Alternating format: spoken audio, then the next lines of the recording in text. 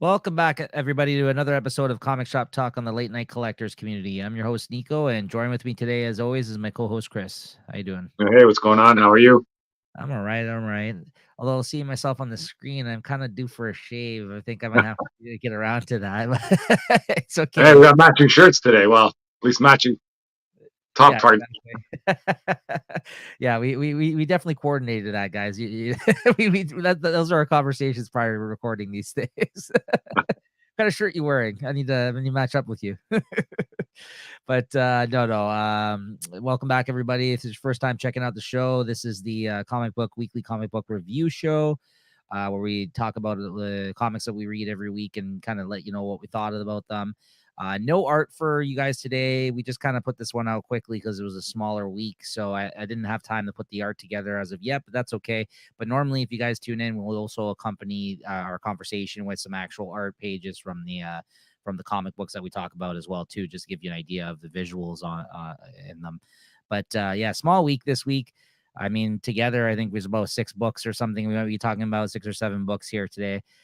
So yeah, it's a very small week because that's normally like maybe the size of like one of our lists usually, right? So, but we are talking about the new comics that came out for the week of February 1st, 2023 here today. So make sure you're subscribed to the channel if you like what you saw here today. Hit us up in the comments, hit that like button, that thumbs up, hit that notification bell to be notified when these shows do come out every week. You can also follow us on Instagram at Late Night Collectors Community, and that'll kind of give you all the updates as to when the shows are coming out as well. And a spoiler warning, we are going to be talking about what happens in some of the books here today. I don't think there's overly, anything huge that we're going to be spoiling this week, but just in case, be forewarned. And I do try to update the shows with show notes when I can as well, if that helps navigate you through the episode. But you can always read your books and come back and check out the episodes. They're always in our playlist on the YouTube channel. All right. With that, All right, well, let's talk comics. talk some comics. Yeah. Cheers. I got some Cheers. wine here today. I'm going to be a big Oh, schnob. nice. All right. First up this week, we got Avengers 65. And this is which part of the Avengers Assemble is this, Chris? It says on the cover there. What is this? Part 6. Part 6. Okay. I'm not sure how many parts there are, but yeah, but I guess in a couple of months it's over because we've already, like I said, we just talked about the new creative team that was announced last week on the show. And yeah, what'd you think of this one? I don't know, not too bad. It's just more of a, I guess, backfill story here. Didn't really move the story along. They're talking a lot about the history of Avenger Prime, who turned out to be Loki from the last issue, last episode. Right. And it just goes into a lot of his history. Did you read this one here or no? Oh yeah, I love this issue. I thought it was a fantastic one personally. Like I know, like you said, he told the story outside of like the event itself, and nothing really much happened there except for at the end when he kind of brought some more all the Avengers together, I guess. But I thought this was really well done. This story, I was very interested to learn about all this other alternate Loki. That's Yeah, it is an interesting story, but I just want to get this battle going. But yeah. we had some good action-packed last few issues. I was hoping for some more because he kind of blew away those doom bots there like nothing at one point. So Sure did. I like how he called upon different spells from like 4 different dimensions or something. I was like, I'm sure those are, if you look into it, those are some key dimensions or something that he pulled out there. Like those aren't random dimensions he pulled out, but. mhm. Yeah, I guess everybody's wondering if they can trust them, and I guess we'll find out. Seems trustworthy so far, but that has me a bit suspicious now. Well, that's the thing. I mean, like as he explained his story to all the other multiversal Avengers there, some of them weren't buying it because like the Thors, especially from different places, were just like, how are we supposed to trust the Loki? And he's just like, well, listen, I told you my story here because he kind of like, that's kind of where they show you at the end of the issue, like it's been him telling us the story as the readers, like kind of witnessing him telling the Avenger people about this. Yeah. His whole background, his whole deal, how he feels like he kept meeting with different Lokis from different universes and finding that they could not ever get along or be trusted, especially. Yeah, I like that one. He goes, oh, I try to figure out this stuff from other Lokis, but damn, these Lokis, they'll screw me. Right. So it's kind of like his whole answer was he wanted to be better than whatever he was. And he tried to kill himself even at some point because he felt his life was purposeless. And then like he was found it within himself to basically you know, he wanted to do better and he wanted to bring all these Avengers together to take out like all the universal threats and all this kind of shit. So like again, I don't know what, you know, if that's, you know, he's just pulling our leg at this point and he's just, you know, taking us for a ride of some sort. I don't know. I guess we'll find out. But Yeah. it was a pretty great But story. yeah, but I thought, like you said, there were good beats in the story. Like, you know, how I tried to get rid of all the Avengers and he succeeded in that. But then everybody else shows up, all the people that the Avengers beat. It's like, oh, geez, what about these guys? Yeah. It sounds like you have to make the ultimate sacrifice there to beat them. And he was frustrated too because he found in all the other universes the big bads that they were taking down a lot of the time were other Lokis. Like he was like, I was the one that was like the threat to these guys in other universes. So he didn't I always kept on losing. Yeah. So like the art was great, I thought, in this issue though. I thought the art was on point for sure in this one. I thought that there's a lot of great kind of threads and stuff going on about him, you know, telling his story, you know, to these guys and everything else. And even the one at the end where he brought all the other Avengers through the portal. Now all the Avengers are I think those are the Avengers, I guess, from the other Avengers. Well, I guess these Avengers comics.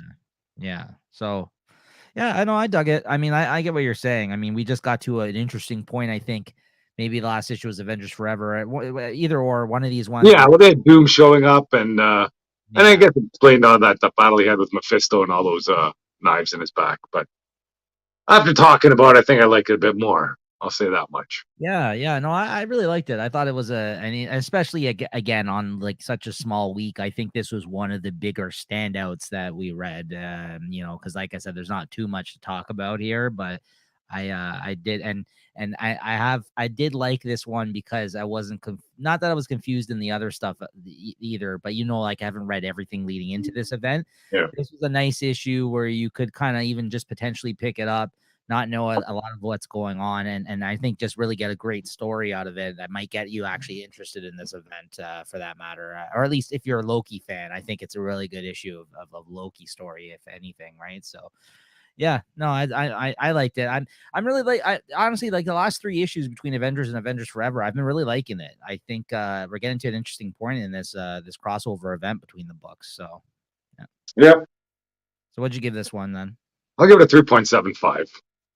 I'm gonna give it a 4. I maybe even 4.25. I did really like it, and yeah. So, all right. Next up, we got Miles Morales, Spider-Man #3.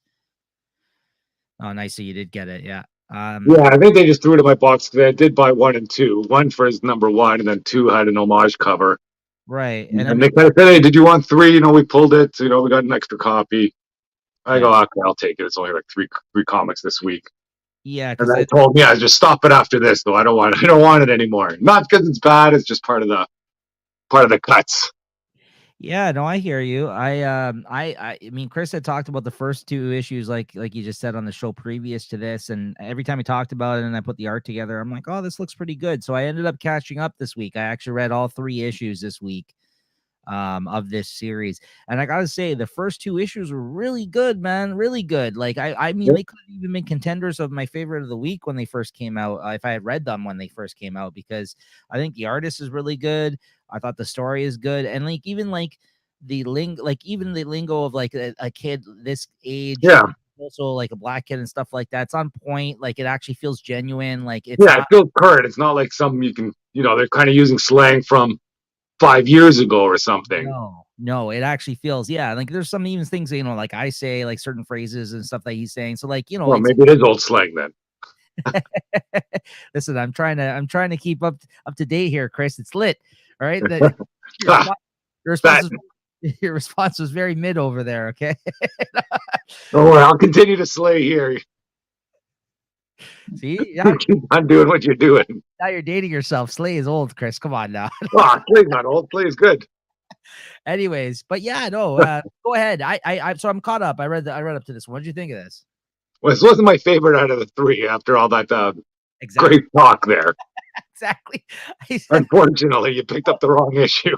Well, that's what I was disappointed about. I'm like, I got caught up and leading up to this issue, I'm like, wow, this is really fucking good. And then this issue came along, and I was like, oh, this was the worst issue out of all 3. Not to say it was bad, but like it was the weakest, I would say, out of all 3. Yeah, they've been teasing, I guess, a new villain. And I don't know, that backstory, like That was so lame. Yeah. So apparently, like Miles won a contest of some sort I that guess like, to go to that school or whatever he went to, and it's so he went instead of her, and now she's all upset about that. yeah, and that's her whole motivation about Yeah, becoming a villain. But the worst part was the name at the end of the issue that they revealed themselves to be the Rabble. I'm like, are you fucking kidding me? yeah, Like, kind of a lame ass fucking. I mean, first off, the villain's lame. Like, you could have just continued with the Scorpion story like they have been. yeah. And the Scorpion's like super awesome in this. Yes, and that, And but I don't then even know what her superpowers is. The way she can fix things or something, or I don't know. but the name the Rabble was Yeah, fucking stupid too. Like I get it. Like you're saying like you're the forgotten. Like you know what I mean. Like I yeah, get where they're coming from, but like just because some you got overlooked, like even the girl that's I guess his friend that's also like a superhero in this Miles. She even says to her, she's like so what? Like you know what I mean? Like yeah, you know what though? My favorite thing about these issues have been though is that it feels very like old school Peter Parker in the sense that he's younger, dealing with like problems that you would deal and trying to juggle everything in his life. yeah, He's never experienced. And that reminds me of like classic Spider-Man shit, like where like he's got the job at the Bugle and his relationships aren't working out, but he's trying to go to yeah, school and he's broke and like you know what I mean, like and now this is just his version of it on like a teenager level and he's kind of like you know just trying to have trouble with juggling. He's late for school and he got suspended and he's like you know what I mean, like it just felt very classic Spider-Man to me and I'm like yeah they're getting this right even for this character it's working like you know what I yeah. mean. I really appreciated that part about it, but yeah this one was just lame I felt because like this villain was just like not cool at all and like it's just like whatever, like the art's great though, the art continues to be awesome in this Yeah, issue. I'll probably continue reading this online because it's still not bad. I think I will But, be too. I'm in as much as this issue was the weakest out of the three. I'm like I think it still has a lot of promise, and I'm interested in it for sure. So yeah, maybe the next arc, if things pick up, could be back into buying it. yeah, so what did you give this one then? I'll give it a 3.5 though. Same, yeah. No, it's a shame because like I would say the first two I would have easily given a 4.25 out of 5. Both of those ones they were both really good, but just Yeah, I think with the inclusion of this new villain and just the fact like nothing too exciting happening in this issue because like the last one you got Misty Knight and the one before that you had Scorpion. The ones before this you got Scorpion as well, right? In this yeah. one, but yeah. Anyways, okay. Then next up, we got Where Monsters Lie #1. This is a new book from Dark Horse. I think it's like a 5 or 6 issue mini series. I read this one online. This is written by Kyle Starks, who I'm a fan of his writing. I've read a bunch of different things by him, and artist is Piotr, or I guess Peter. I guess it's like one of those names, Piotr, Peter Kowalski. This is really fucking good, man. I'm glad I read this. I might pick up the trade of this. I don't know if I want to continue reading it online when if the issues keep coming out, but I almost want to like save it for myself for when the trade comes out so I can just read it in all one big chunk. So I'll have to see about that. But either way, I'm in. I thought it was really good. So this is basically like elevator pitch. It's basically like a community. It opens up with like these kid running away, a bunch like 4 kids running away from like I guess a basement where they were like locked up and almost killed in. And he runs to this woman's door, knocks on it, and you know you hear a bunch of bangs and you hear like a bunch of noises coming from like the neighbors down the street and he's like, help us, you know, you got to call the cops. Like some guy tried to kill us. We woke up and we were like captured in this guy's basement and whatever else. We escaped. Like, you got to help us out. And this old lady answers the door and she's like, oh, really? And she ends up like stabbing him with like a knitting needle or something in the throat and killing him. And then the other 2 kids that are with him start freaking out, running away. And then they end up getting accosted by like different neighbors as well and killed. And what it turns out is that there's a community set up of like I don't know, like about eight or 9 people that are all like tropes for like people you'd see from like you know serial killers from like horror movies, essentially, that all live in a community together. So it's kind of interesting. So like for instance, like the guy that they like ran away from his basement is called the Puzzle Man. So he's kind of like a Saw type guy, for instance. Like he makes Yeah. traps and shit and puts them in. And then there's like a woman that has like a ventriloquist dummy that she talks with that's crazy. And then there's this guy called Fuckmaster who's like apparently just a brutal fucking serial killer. I don't know why he's called Fuckmaster, but maybe he does something to their bodies. I don't know. There's an old lady killer.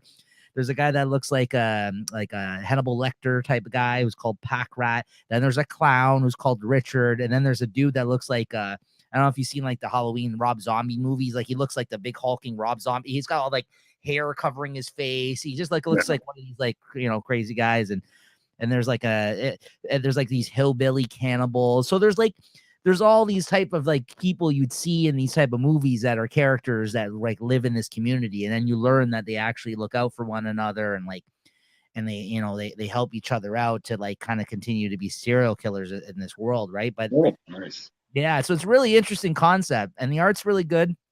But the thing is, in that opening scene, one of the kids gets away. He kind of shuffles off, and then the guy comes out, the puzzle master, who's like the sod dude, and she's like, what did we fucking tell you? You know the rules. You're not supposed to kill here. Like that. Apparently, there's a rule in the community, like you can't bring people there to kill. You don't shit where you eat, or type of thing. Yeah.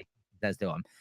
And it's like, well, did we kill them all? Did we get all the kids? And he's like, yeah, you got them all. And then like in the back of his head, he's like, no, fuck, I don't think she did, right? Because like later on in the issue, he's like asking about it to like a friend of his. Oh yeah, you ever had somebody get away from you, right? So it turns out one of the kids got away. So by the end of the issue, after you get a bunch of scenes of all the serial killers and learning about their community and stuff like that, the kid actually tells the cops, and by the end of the issue, you see the cops kind of pulling into this kind of community, right? Kind of maybe catching these guys in the act. I don't know what's going to happen next, but like it was a great setup issue, good art, really interesting, a concept I don't think I've ever seen done before. Really came out of nowhere for me because I kind of just read it on a whim because I was short this week and I saw like some of the creators on it that I liked, and yeah, I loved it, man. 5 out of 5. Fucking nice. I'll have to give it time to read. Standout of the week, man. Honestly, you might be interested too. If it sounds interesting, you maybe check it out online because I think it's only like a 4 or 5 issue miniseries called Where Monsters Lie, and by Dark Horse Comics. It was fucking a lot of fun, really well written and funny, and yeah, really good. Yeah, good to hear Dark Horse putting out some good stuff. Yeah, man. Yeah. So, and then next up, we got Blood Tree #1 by from Image Comics, written by Peter Tomasi. This one I didn't like so much. I like Peter Tomasi as a writer, but I didn't love this. I mean, it was okay. Basically, this is a cop who I guess he's like a homicide detective. He, you open up and you start learning that he's got a family and everything else, but then he goes to his like a day on the job and they're having like I guess like a St. Patrick's Day parade or some sort of parade in their town. I think it's St. Patrick's because there's people he makes a reference about makes a point of mentioning about the guy wearing green. That's like one of his other cop friends or something. And all of a sudden somebody starts descending down on the parade and like plummets on the ground, and like blood sprays everywhere, and like he has to like push somebody out of the way from getting hit. And it turns out like the guy that's on the ground that's dead now, it has angel wings on his back.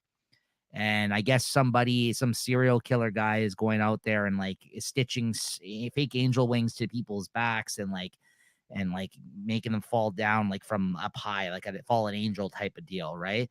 And you kind of get a couple of scenes of this guy kind of setting up like the next victim after that. And you see that he's got like a tree drawn on like a board and he's putting their names on like the branches and stuff. I guess that's why it's called Blood Tree. But what his motivations are, we're kind of still piecing together throughout this issue.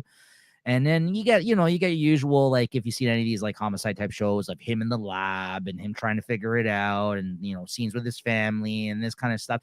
Again, just compared to the other thing, I just think I've seen a million shows that with this kind of shit like on it, like it's kind of like, oh, this is kind of like True Detective-y or something. It seems like they're going for something like that, right? Where it's dark and weird and, but the guy's got a family, so he's got that aspect to his character. And anyways, by the end of the issue, there's another person that the same thing ends up happening. So the guy's got like a pattern in terms of the angel wings and all that kind of shit. I think this is like another 6 or 12 issue mini series, something like that, or 8. Forgot how many, but It was fine. I mean, again, it just felt like I've seen this kind of shit before, and I've seen it done better. And the artist wasn't that great, so I doubt I'm going to stick with this one. If I hear good things about it down the road, maybe I'll check it out again because I like the writer. But for what it was, I'd give it a 3.5 out of 5. Yeah, and then finally, Scarlet Witch #2. Again, I just read this because it was a small week. I read this online. I'm not going to continue reading this. This is a weak issue. I think it's like it's a cool idea. I think that they established in the first issue, as you remember, about her with that door, and if someone needs help in their life, they magically come to the door or whatever. And at the end of the first issue, you got Vision's daughter, Viv or whatever her name is, and basically artificially created in a series called the Vision series that Tom King wrote years ago, and that was a great series. But like, so it's not really Scarlet Witch's daughter and it's his daughter. Like, he actually had a wife that he created in that series too. Like, he made like a whole fucking fake family. So it was really weird and dark, that series. It was really messed up. It kind of gave WandaVision, the show, like some ideas that they took from that story and put it into WandaVision, but made it Scarlet Witch that was creating the whole world and the family, right? So yeah, so I mean, like, that character's interesting, but she came to this, and then Scarlet Witch like went into her head and tried to help her with like whatever like trauma and shit that she had, and she encountered like a female night. It was like the daughter of Nightmare, the Doctor Strange villain. I forgot her name, but she's like she's the daughter of him, so she's basically just a female Nightmare essentially. So she takes her on, and it was fine. The art's really good in this book. The writer, I'm not that big fan of. I thought it's written fine. But it's nothing exciting. Like, nothing's latching on me where I'm like, I got to continue with this. So I'm probably gonna drop it. It's not all that interesting, and especially if this is gonna be like the plot for every issue moving forward. Like, someone else comes into her life that she has to help or whatever. I mean, like, on paper it sounds like, oh, okay, that could be interesting, but I don't really like procedural type shows. I don't like this kind of shit where it's just the same thing over and over again, right? So I'm guessing that's what this is going to be. So I'm like, okay, I get it. He's the next issue or no? Yeah. So somebody at the end of the issue, this time they show somebody walking up with chains, and she made reference to somebody, but they didn't actually show them. They just saw somebody walk up to a bunch of people, and they had chains dragging. So I don't know. Maybe someone else. It was lost on me though. I didn't know who it was. Yeah. They didn't reveal who it was. So again, this is very formulaic. It seems like the same shit that happened the first issue, because of the first issue, it hooked me right at the end because it was like, oh, Viv showed up. I was like, okay, that might be interesting, but then it wasn't. It was. But then it wasn't. But then it wasn't. Exactly. I should just stop there when I said that, but it wasn't. Yeah. So, yeah. So I gave it a. I'll give it a 3.25 or 3.5. Maybe 3.5, I guess. The art was good. I'll give it a bump for the art. But as far as the story goes, very boring. So next up, we got Venom #16, one of the last chapters in Dark Web, the Dark Web event. Yeah. What'd you think of this? Yeah, okay, I'm pulling this through.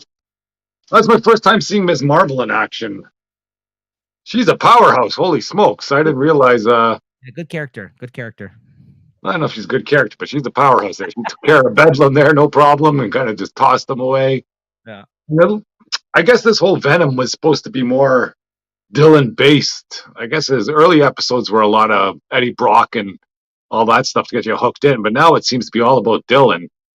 And it's good stuff seeing, at Miss Marvel and Dylan kind of popping off the mask, and she finds out that he's just a kid too. Some funny jokes there with that gold or what's the goblin symbiote called? I don't know. The Red Goblin. Oh, Red Goblin. He's just like a little kid in there. Yeah. And I guess Miss Marvel figured that one out. So yeah, there's some, I guess some nice banter between them. And now with whatever, I guess Eddie Brock stuck as Bedlam, Lot losing his mind. I guess that kind of fits into the stories from the earlier issues. But I don't know. We'll have to see how it goes here. Hopefully, after all this ends up, we can figure some stuff out. Maybe they only need them Bedlam. Maybe they only need him as Bedlam to, finish up some stories here in this dark web, and then they'll get this back going, I guess. Yeah, I read this too, just because it was part of Dark Web, and Yeah, it was okay. I'm not a big. I don't know. I haven't been reading Venom prior to this, and I feel like a lot of the stuff that's been going on really hasn't been catered to people that are new to this book, like myself. Yeah. Despite it being a dark web tie-in, so which is weird because normally they do try to like bring you in when that's the case, but this one was just like referencing a lot of shit that happened prior to this and relationships and characters I don't even really know. Like I know Dylan from like the Donny Cates Venom book, but I didn't really know what was happening in this book other than you talking about it. Yeah, So I still don't know why they even had Venom get sucked into this dark web. You know, it seemed to be and no reason to. even Ms. Marvel, like I get it, she's in the city, but like that was a weird character, I feel like, to even put in this dark web thing as well. Like you couldn't come up with any other spider characters you could have put in this fucking like Yeah. he seemed out of place in this event because you got again, and you got her in the and she has her own book. Then you got her in the Venom book, like, and then she didn't even show up in the Dark Web finale book. I don't think did she. I don't think any I of these. don't think so. No. Yeah, so I don't and if she did, she was just, like, in the background or something, like, she didn't have any, like, big moments as far as I can tell because you got all the X-Men in that book to take care of. Yeah. Or was she one of the friends or no? I mean, Well, probably we can talk about that in dark web. All right, this doesn't matter at all. yeah, but, yeah, I don't know. It just kinda left me kinda, cold, to be honest. I was just like, "Yeah, it was fine," but the art's decent. I mean, there's interesting characters in this book. I mean, like, sounds like you're getting more out of it because 'cause you've read the series up till now, right? But for me, I was like, it just didn't bring me into the story at all, like, in their world, I feel like, and as a tie-in, I thought it was poor, so I don't know. Yeah, like this tie-ins. I don't think they're necessary. You know, I just want to kind of get on with this story, see if it gets better. If it gets worse, I can drop it. You know. I would suggest again, if you're gonna check out any tie-ins along with the dark web stuff, obviously you got to read Amazing Spider-Man and the start end cap, like the Omega finale, whatever the fuck they are, those Yeah. ones. But the only one I would waste your time with, honestly, and I've read everything but the Ms. Marvel ones. Oh, I haven't read Gold Goblin, but that's its own series, and they just kind of Yeah. tied it in again. Honestly, is the X-Men one. The X-Men one I think is worth reading. If you're into the X-Men or you're into anything that was going on with Madeline prior to this, I think that one's definitely worth your time. Otherwise, I think you could just read the main books. You can even still just read the main books and be fine. But like, Yeah. I Oh, like, even the Black Cat and Mary Jane tie-in. Like, yeah. I read them because I'm a fan of those characters, but they really have nothing to do with this dark web. Like, they weren't part of. Like, you know, they didn't run into Spider. Well, at least from what I've seen so far, they didn't run into Spider-Man. They haven't run into anybody. Well, not only that, half the series isn't even going to be focused on Dark Web moving forward now because like it's going to be over. Like, right? Well, who knows? Maybe they're still going to be dark web. I doubt it. Well, we'll talk about that in the dark web because anyways, there's stuff like still, you know, dark web spins on and at the end of it. But what'd you think? anyway, for Venom 3.5. 3.25 for me on this Yeah, one. like get this over with and let's see if this story's going to have some meat to it or see where this new story's going. Yeah. And then, speaking of Dark Web finale, here we are, Dark Web finale, number one, the finale of this whole event. I guess was it last 2 months or 3 months? 2 months, I think, right? I think it hasn't been that long, I would say, right? Well, I don't think, like I say, I don't think it's over. I thought this finale came a bit quick because, well, we can talk about the issue here. Yeah. I thought the art in the issue was very up and down. There were some panels that were just like super awesome, and other ones that were like, "What the heck is this?" That's why 2 artists in it. Yeah. Okay, Yeah. I didn't look on that part because two artists, probably like fucking 4 inkers. Like I would have to check, but like it's usually that's the case when you get like they like you said, they probably didn't have enough time to pump this out, and they were just like, okay, let's get this done because they've already been double shipping the Amazing Spider-Man book, right? So I think, you know, it is what it is. But yeah, I hear you. I 100% agree on the art. It wasn't that great, like which sucks because I feel like the art has been really good throughout this event, at least in the, you know, in the main title, right? And then you get this. You're like, okay. And there could be some good things there because you had the X-Men all fighting. You know, they're all fighting these zombies. And if they put some time into it, they could have made some great splash pages or did some good things. But freaking sometimes with stick figures fighting or what, I don't know. I know there's one where she's like smirking and you're like, what the heck is that? Like it was Madeline Pryor when they're, you know, they're kind of talking, oh, what are you going to do? And then Cyclops, oh, I'm ready to fight. And he's like, what the heck? But then there's that one page where kind of the Goblin Queen, I guess, asserts her dominance. Like, whoa, where'd this page come from? I thought that was super awesome. Yes, And then yes. the next one's like a stick figure of her fighting. It's like, what the heck's going on? Yeah, it was not consistent to say the least. That's for sure. And it just seemed a lot of the story was pumped in there. I don't know. You got a lot of suspension of reality to follow through this story. I I don't know. I was satisfied with the conclusion, but I do feel like we've had this same type of conclusion for the last couple of issues, like because we've seen this happen in X-Men, and then like at least for Madeline Pryor getting over it. Then we've seen it happen in Spider-Man, where they finally all came together, and then you got this, I guess, final showdown of sorts here.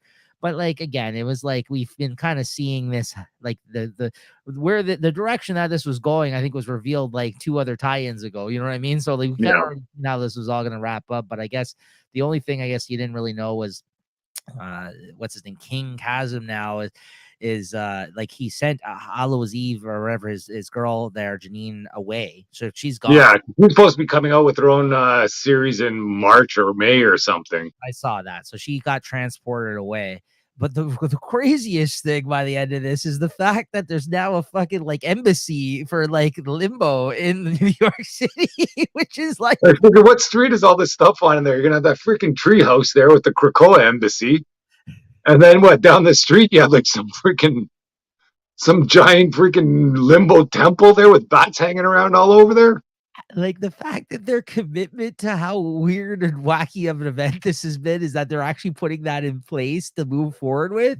I was just like, wow. Like I didn't know whether or not to hate it or be like, this is amazing. Like, Yeah, are they just gonna say it once and then forget about it?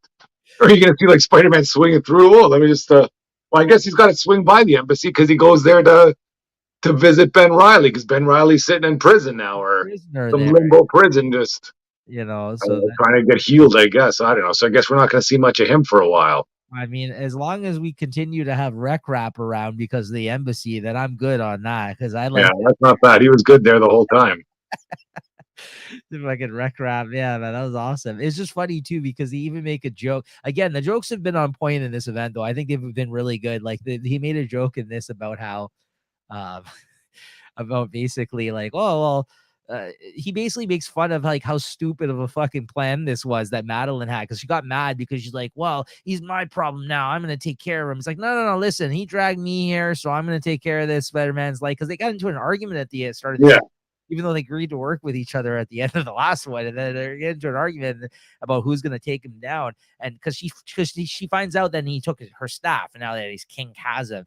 And he's just like, well, I don't know. It was a stupid idea to begin with that you put into play. What you thought that me coming down here and eating this fucking weird fruit was so smart of an idea or something? She's like, yeah, I guess you got a point because it's so stupid. They're like, yeah, that was like, Yeah. like, hey, why don't you take a bite out of this apple? Nothing bad's gonna happen. I swear, it's stupid. Yeah, so I don't know. It was kind of silly. Again, this has been a silly event, but for one that I actually really, really enjoyed. I think and if we get the embassy in future issues, I again, I don't know. What did you like the embassy part, or were you just like, this is stupid? Yeah, it's like, what the heck is this? But like I say, at the end of this though, they say like the dark web spins on because I guess the next ASM is still dark web tie-in. Oh, And then you still have the Mary Jane, all that stuff is all dark web. I guess it's just a I flaw. think. I don't know. We'll see. Maybe they're gonna visit the embassy or something, and then Yeah. Well, frick, who knows?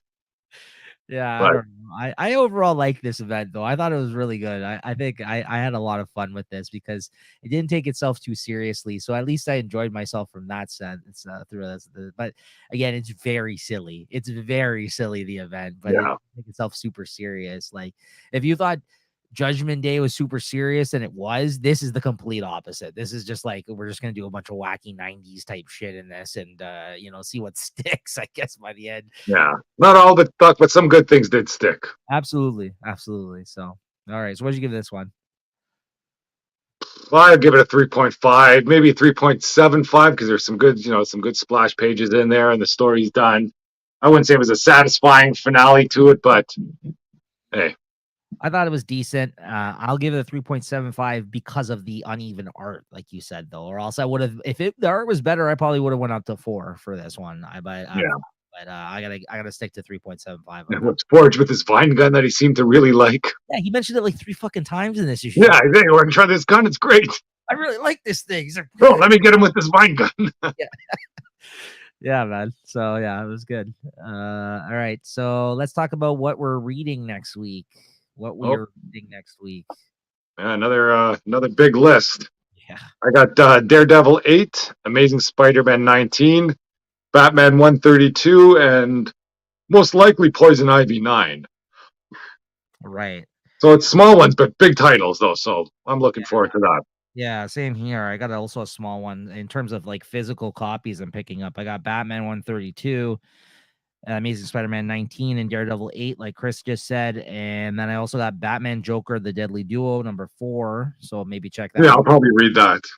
And I'm just looking very quickly in terms of like I said, things I might read online next week, guys. Just because, like, again, we've cut down on some of the lists at this moment, as you know, but I keep forgetting to put some of these things on my list of things I might read digitally. Sorry, I'm just looking at DC right now. Probably not, though. I think these have just been a couple of small weeks in terms of what we normally read, because a lot of things have ended recently. Oh, okay, sorry. Gotham City Year 1, number 5. I'm gonna read that. That comes out next week. Are you gonna bother with this Lazarus Planet Next Evolution? I was going to mention I did try and read this week's Lazarus Planet. That was like, I don't know, I forget what the title was, Heroes Reborn or something, or Okay. I don't know. I just read like I don't know how many stories were in there. I read the first one. I think it was about I don't know, a cop in Gotham. I don't know who she is though, but it was boring. Okay.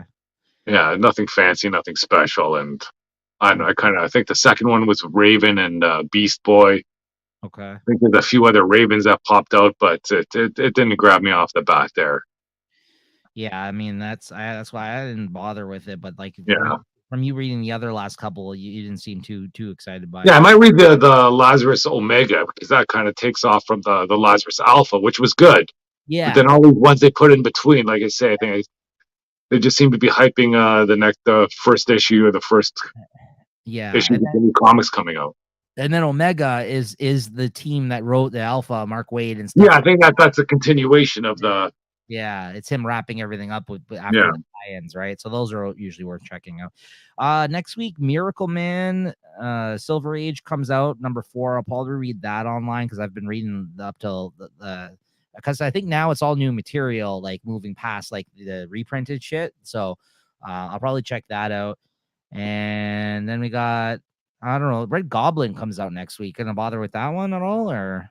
I might give it a read. But I'm not big on the goblins to begin with. I've had enough freaking the Osborns. Yeah, neither am I. Oh, okay. And this comes out next week. I might check this out. This is one of the first spin-off miniseries for Sins of Sinister. Storm and the Brotherhood of Mutants come out. So I might read that online.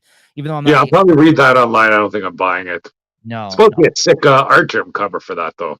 Okay. Yeah. No, so that I'll probably do that at the very least because I am interested. Not a huge Storm fan, but like I'm interested to see what these Sins of Sinister. Yeah, I think the story might be decent. Yeah. Right. So I know Storm's kind of the lead there, but it's kind of what happens either with this Sins of Sinister. I think the first round are all going to be in 10 years, and then the second round of stories are all going to be in 100 years, and then the third round of stories might be all in 1,000 years. I thought each issue was going to be, or each series was kind of taking place in different timelines, but that's the way I think I hear it's coming out that way. Okay. No, I didn't know that either then. No, I didn't. Okay, interesting. It was supposed to be all in tens, in 10 years, in 100 years, and 1,000 years. That would make sense because they are 3-issue series, right? So yeah. Okay. Well, so there you have it. Even with me going on my way to maybe read a couple other things online, there's not much. That, again, smaller week next week, guys, but that's all right. That's all right. So, all right. That being said, what is our favorite book of this week, Chris? Oof, it was a tough one. Yeah, not too much to pick from. I know. I would. Well, you go ahead first. I'll tell you. Yeah. I'm guessing yours is going to be what my runner-up was personally. I might have to give it to. I'm going to give it to the Avengers. Yes. So that's my runner-up. I honestly, I read that and I was like, oh, this has got to be it. And then like one of the last ones I read was that Where Monsters Lie. So I got to give it to that because I think it was just an interesting, more original idea that I hadn't seen before, where this was just a really solid issue of Avengers. But I would have definitely given it to Avengers if I didn't read what this where Monsters Lie took a flyer on that. Well, they picked a good week to put it out, though. That's for sure. Yeah, well, that's what I mean. I was looking for other things to read on a thing where we picked up literally, we didn't talk about any DC, right? And then there was only like a few Marvel offerings really worth mentioning, right? So, yeah, no, I agree with you though. Avengers was decent for sure this week. It would have been my winner if not this one. So there you go. Where Monsters Lie number 1 and Avengers, what is it? 56? What is this? 56, 65. 65, yeah. Wrong number, different the other way around. But yeah, all right, guys. We'll see you guys next week. Thank you again. Thanks for checking us out. Make sure to check out hit the like button, make sure you're subscribed, tell your friends if they're into comics, and check out our past shows in our playlist here. We actually, with this episode, Chris, we have surpassed Kraken Packs with the chat in terms of how many episodes this is the number 1 show on our Late Night Collectors community that we've put out the most episodes for now. Yeah, because we just surpassed how many episodes of Kraken Packs we've put out at number 62. So there you go, guys. This is our most the show we've put out the most here on Late Night Collectors community, this one. So yeah, so definitely check us out and check out that. I guess those guys over at Late Night Chat Network as well. Check those guys out. Those bums. Sometimes there's some fun things going on over there. Only when me and Chris are there, though. They're up in the game over there. There's a lot of production values that they're raising. Yeah, a lot of shorts have come out recently. Yeah, definitely check. The background music there, it's all fun stuff. Yeah, you like that, eh? The Spanish Flea, the banger. Absolutely. All right, guys. We'll see you guys next time, though, and thank you for tuning in. Later. All right, cheers.